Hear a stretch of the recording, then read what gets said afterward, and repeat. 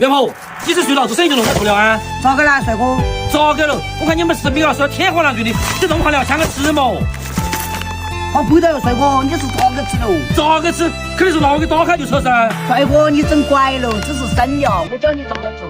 收到货以后，先用温水洗干净，再砂锅子20分钟。时间到了，起锅。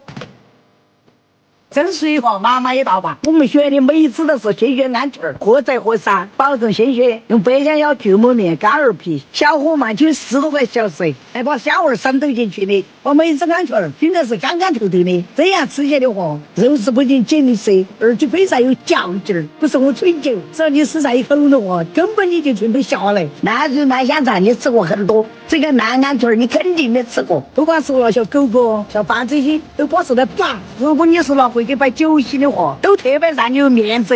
总之一句话，你买点鹌鹑，绑都没摆起的。宝宝们，我们年货起来了，一盘鹌鹑，一盘萝卜干儿，一盘鸭脚板香肠。平时要有100多来只3样，现在下单79.9块就到你家了。荤素搭配，一举3得，相当的划算。